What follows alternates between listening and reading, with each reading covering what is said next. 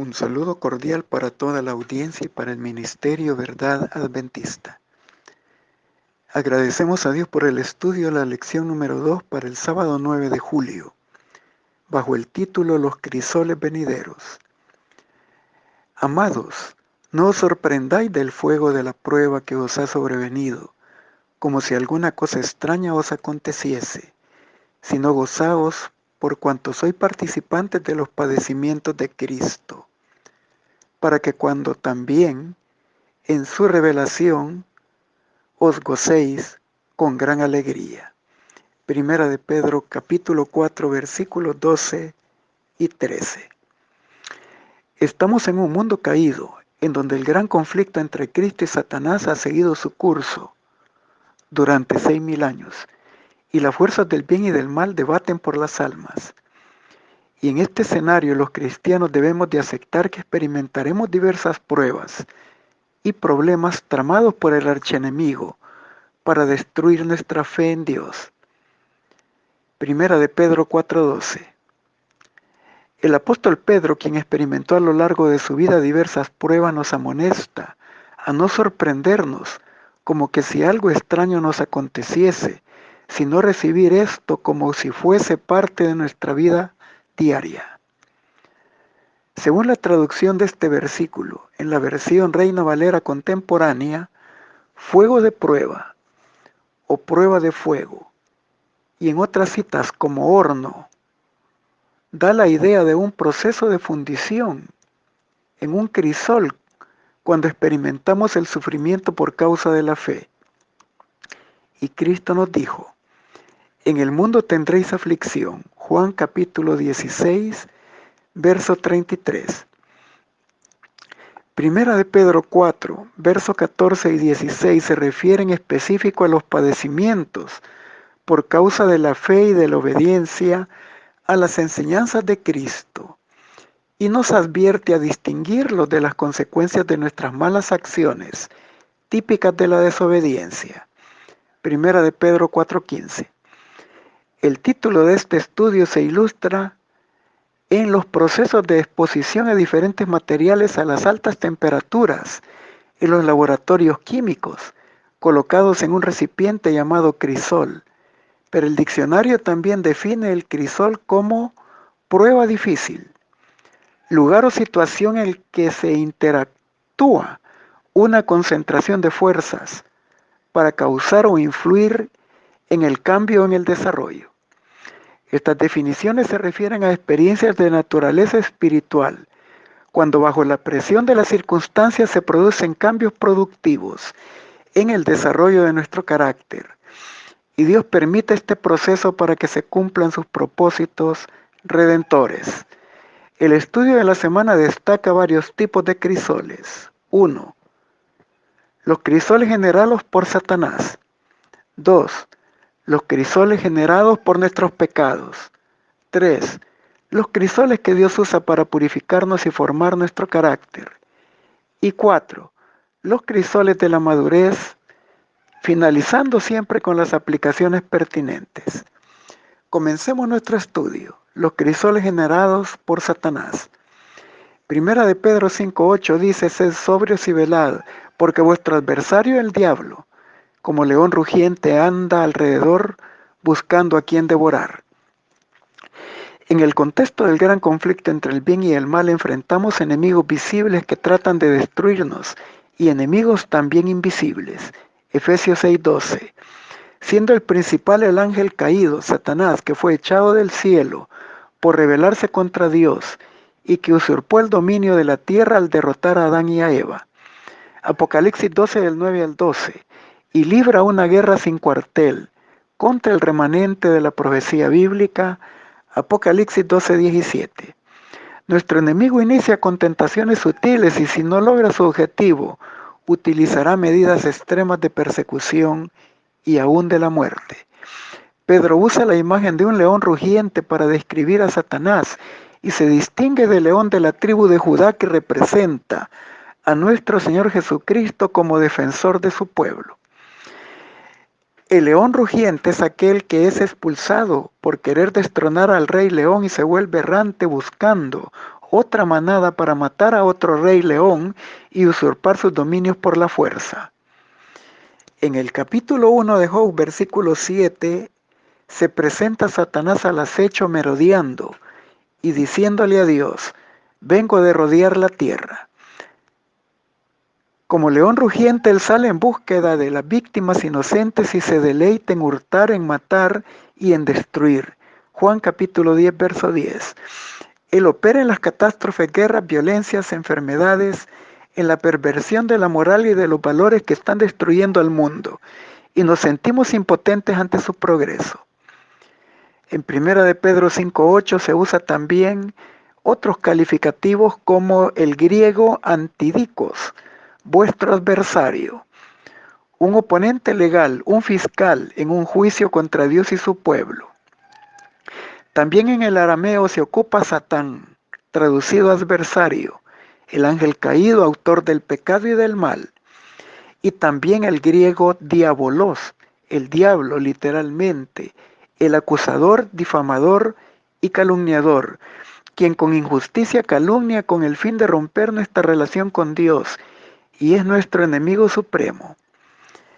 Primera de Pedro 5:8 menciona cómo los cristianos deben reaccionar ante sus ataques y dice: sed sobrios, griego naifó, mente sana, libre de embriaguez, llena de dominio propio, autocontrol y templanza, y velad, estar apercibido en estricta disciplina. Luego, Primera de Pedro 5:9 dice: resistid, griego antistete, que puede traducirse contrarrestar y oponerse, sin permitir que él gane la victoria. Santiago 4:7. Estad firmes, griego estereos, sólido, duro, el firme fundamento impenetrable de la fe y de la sana doctrina que haga retroceder al enemigo. Y Primera de Pedro 5:10, todos los cristianos pasaremos por este proceso probatorio de nuestra fe, en padecimientos y sufrimientos. Y esta frase se puede traducir literalmente, que este impuesto de sufrimiento está siendo pagado por la hermandad en todas partes del mundo, y que durará por mucho tiempo y solo puede considerarse una leve tribulación momentánea cuando lo comparamos con el eterno peso de gloria, como lo hizo Pablo en 2 de Corintios capítulo 4 verso 7. Y luego en 1 de Pedro 5:10, Pedro enfoca el deseo y la acción divina. Dios os perfeccione, es decir, os equipe completamente, os afirme, os fortalezca y os establezca, griego temelios, os establezca en el firme fundamento de la fe. Continuamos con los crisoles generados por nuestros pecados. Romanos 1:18. Porque la ira de Dios se revela desde el cielo contra toda impiedad e injusticia de los hombres que detienen con injusticia la verdad. La ira de Dios, el desagrado divino contra el pecado, finalmente entregará al ser humano al castigo de la muerte eterna. Romanos 3:23, Romanos 6:23 y Juan 3:36. La ira de Dios es diferente a la cólera humana porque Dios es amor. Primera de Juan 4:8. Él odia el pecado pero ama al pecador, porque Dios no impone su amor a nadie. Y la ira de Dios contra el pecado se manifestará cuando Él retire su poder vivificador de aquellos que eligen el pecado, y de esa manera participarán finalmente de sus inevitables consecuencias, porque la paga del pecado es la muerte eterna. Génesis 6:3, Romanos capítulo 3, verso 23. Y también Romanos capítulo 2, versículos 3 al 5. En Números 32:23 dice: y sabed que vuestro pecado os alcanzará. El pecado no tiene justificación. Es letal y dañino, es mortal. Y la elección del pecado traerá consecuencias de causa y efecto irreversibles. Y nos alcanzarán en el tiempo presente y por la eternidad. Quien piense diferente a esto se autoengaña, porque todo lo que el hombre sembrare, eso mismo cosechará. Gálatas 6:7. Su impacto se sentirá en lo presente y a causa de la transgresión de la ley natural y de la ley moral de Dios, porque la violación de la ley natural traerá consigo enfermedades, ya que el cuerpo es el templo de Dios. Primera de Corintios 3, 16, 17. Y tiene como consecuencias que pueden crear las condiciones de un crisol. Y Dios no siempre intervendrá de inmediato para eliminar el dolor ocasionado por nuestras propias acciones. Muchas veces nos permitirá experimentar las consecuencias de nuestros actos a fin de que entendamos cuán profundamente dañino y ofensivo es nuestro pecado, a fin de que comprendamos que nos destruirá eternamente. La ira divina se puede entender en la experiencia de Cristo, quien llevó en su cuerpo nuestros pecados sobre la cruz y recibió el castigo para darnos la paz. Isaías 53, versículos 3 al 5. Y entregó su vida santa para hacer con su sangre la expiación de nuestros pecados. Primera de Pedro 2:24 y Primera de Pedro 1 del 18 al 20. Cuando estaba sobre él el peso de los pecados del mundo, la angustia desgarró su corazón al sentir la separación de la presencia de su Padre Celestial. Y este tipo de angustia la sentirá el pecador cuando se cierre el tiempo de la gracia y lo sorprenda sin salvación. Esto lo podemos confirmar también en el deseado de toda la gente, páginas 701 y 712. Tal como Pablo lo explica en Romanos capítulo 1 del verso 24 al 26 y verso 28. La ira de Dios retirará el poder del Espíritu Santo de las vidas de aquellos que persistan en la maldad. Génesis 6:3. Los pecadores serán entregados a los resultados finales de su rebelión, cuando el fuego del cielo que procede de Dios destruya el pecado, a los pecadores, a Satanás y a los demonios para siempre. Apocalipsis 20, verso 9 y Malaquías 4, 1, 2 y Segunda de Pedro 3:10. Mas el que peca contra mí defrauda su alma, y todos los que me aborrecen aman la muerte. Proverbios 8:36. Dios es la fuente de la vida y cuando uno elige el servicio del pecado se separa de Dios y se separa así de la vida. Deseado de toda la gente, página 712. Mientras Dios da la existencia a los hombres por un tiempo, ellos eligen a quién han de servir. Finalmente, recibirán los resultados de su propia elección. Y por una vida de rebelión, Satanás y todos los que se unen con él se colocan de tal manera en desarmonía con Dios que la misma presencia de Dios será para ellos un fuego consumidor. Deseado de toda la gente, 712 y 713. Continuamos con los crisoles que Dios usa para purificarnos y formar nuestro carácter. Jeremías 9:7 dice: por tanto así ha dicho Jehová de los ejércitos, he aquí que yo los refinaré y los probaré, porque ¿qué más he de hacer para la hija de mi pueblo? Dios se preocupa por su pueblo cuando lo ve en una dirección equivocada y contraria a la senda trazada por su palabra. Como hemos visto, la ley de la causa y el efecto del pecado traerá consecuencias inevitables y cuando Dios interviene para nuestro refinamiento sentimos un impacto drástico. Hay por lo menos 3 razones por las cuales refinar y probar puede asemejarse a un crisol. 1. Experimentamos dolor cuando Dios permite que las circunstancias vengan de forma drástica para llamar nuestra atención hacia el pecado que hemos cometido. 2. Cuando experimentamos angustia y dolor producido por el pecado, que ahora vemos con claridad. Y 3. Cuando nos es difícil renunciar a las cosas que nuestro criterio equivocado ha sido parte tan ligada a nuestra vida y que nos han causado tanto sufrimiento. Dios a través del profeta Jeremías se arriesga a ser malentendido al anunciarles por anticipado sus planes para su refinamiento. Les anuncia que les hará comer amargo ajenjo y el castigo de la desolación y del cautiverio. Jeremías 9 del 15 al 16. Porque así ha dicho Jehová de los ejércitos, Dios de Israel: he aquí que a este pueblo yo le haré comer ajenjo y le daré beber agua de hiel y los esparciré entre las naciones que ni ellos ni sus padres conocieron. Romanos 8:7. Los designios de la carne son enemistad contra Dios y no pueden sujetarse a la ley de Dios. Ante esta realidad, no solo resistimos obedecer a Dios, sino también el aceptar su reprensión y disciplina.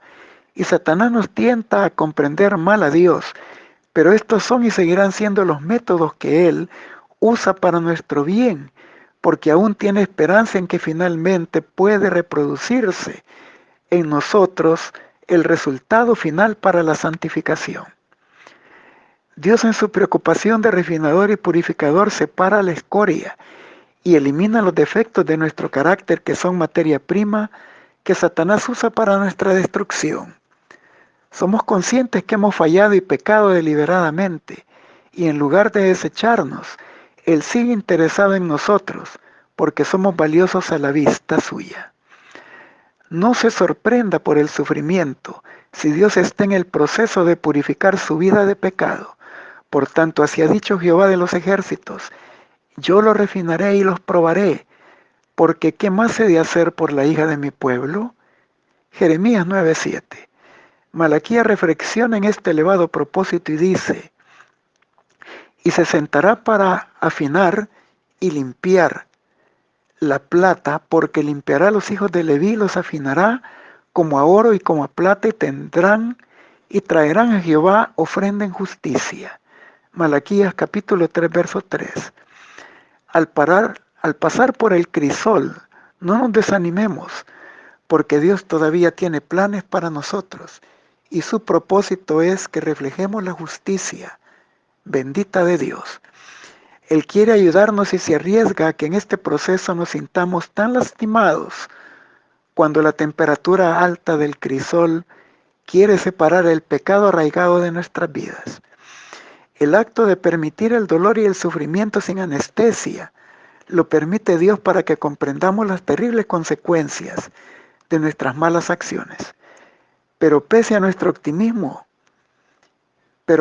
optimismo mismo de Dios y en los anhelos de salvación suyo para nosotros, puede darse también un resultado contrario, descrito en Lamentaciones capítulo 4, verso 1 y 2.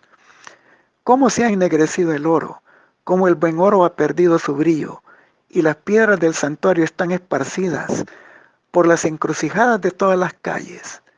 Los hijos de Sión, apreciados y estimados más que el oro puro, cómo son tenidos por vasijas de barro, obra de manos de alfarero. El buen oro se echó a perder, las piedras preciosas del santuario quedaron esparcidas en la destrucción, y el oro arruinado no tiene más valor que una vasija de barro. Jeremías 9, 29, 30, Reina Valera del 60. Se quemó el fuelle por el fuego, se ha consumido el plomo, en vano fundió el fundidor, pues la escoria no se ha arrancado.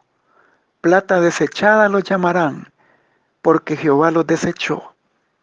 O como lo traduce la Nueva Versión Internacional: los fuelles soplan con furor, y el plomo se derrite en el fuego, pero los malvados no se purifican, de nada sirve que se les refine.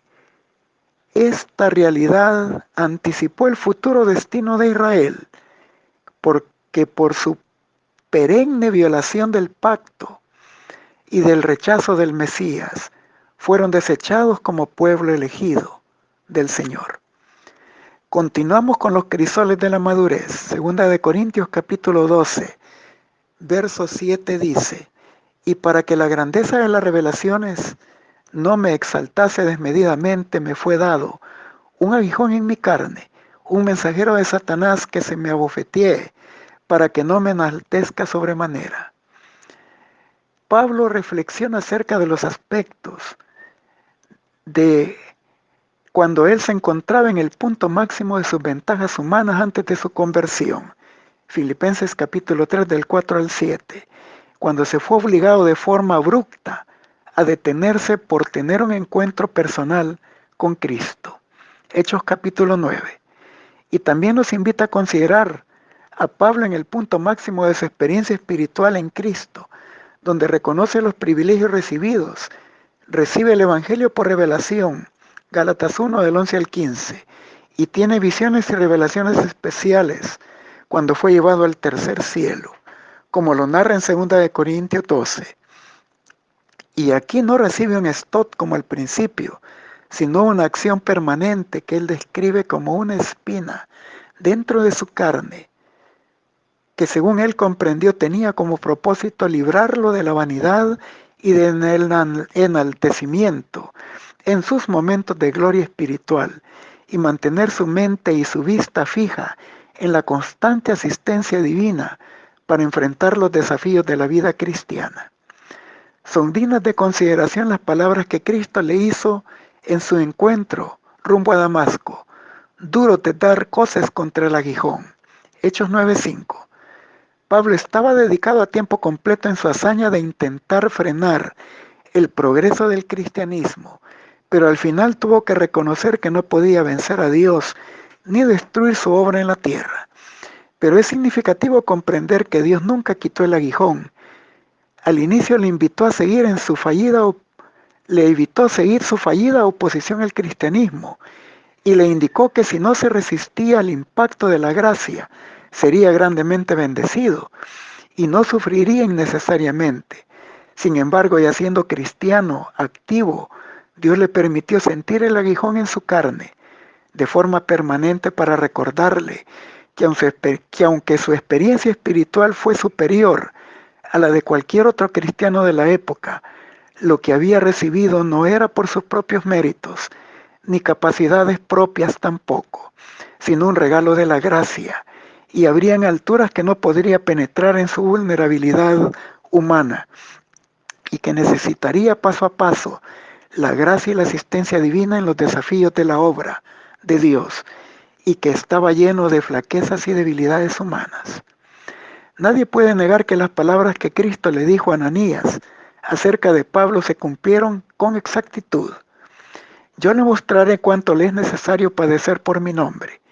Hechos 9:16. Y con la excepción de Cristo, ningún otro apóstol padeció tantas penalidades a causa de la fe cristiana. Segunda de Corintios 12 del 9 al 10. Así como Dios invitó a Pablo a aceptar esta realidad, nos invita a nosotros a aceptar el impacto del aguijón en nuestra carne, que puede ser una situación física o espiritual que nos haga recordar, como a Él, que a pesar de las ventajas recibidas permanecen nuestra bajeza y vulnerabilidad humana ante la sublime majestad de nuestro Dios. Muchos categorizan de que Pablo padecía ceguera por la luz que le cegó en Damasco. Otros dicen que asma y otros problemas al hablar o consecuencias físicas en su cuerpo de tanto azote, apedreamiento y sufrimiento. Sin embargo, todo esto inducía también cierta clase de aflicción espiritual que le azotaba en su valía, a la cual él se refiere también como un aguijón espiritual, que él sostuvo o resistió y que lo mantuvo dentro de la humildad y le ayudó a reconocer que sin la ayuda de Dios es imposible la victoria. Juan 15:5 y Filipenses capítulo 4 verso 13. Y que los talentos y dones que disfrutamos no nos hacen aceptos delante de Dios, sino que es únicamente su gracia inmerecida la que nos trae a sus pies, y que debemos de entender que en toda situación adversa será necesaria para que no olvidemos que en medio de ella Dios quiere trabajar en nosotros y moldearnos hasta que lleguemos a la estatura de varón perfecto en Jesucristo. Efesios 4:13. De modo que cuando Dios permite que pasemos por el crisol de la maduración, es bueno recordar la promesa que Dios le hizo a Pablo: bástate mi gracia, porque mi poder se perfecciona en la debilidad. Segunda de Corintios 12:7. Y Dios, con ese aguijón permanente, no estaba destruyendo a Pablo ni nos destruirá a nosotros, sino edificándonos cada vez más hacia una experiencia saludable en la ciencia de la salvación. Continuamos ahora con las aplicaciones pertinentes. Los caminos del Señor son oscuros, para aquel que desee ver las cosas desde un punto de vista agradable para sí mismo. Parecen sombríos y tristes para nuestra naturaleza humana, pero los caminos de Dios son caminos de misericordia y cuyo fin es la salvación. El deseo de todas las gentes, página 268. Les deseo un feliz sábado en la presencia del Señor.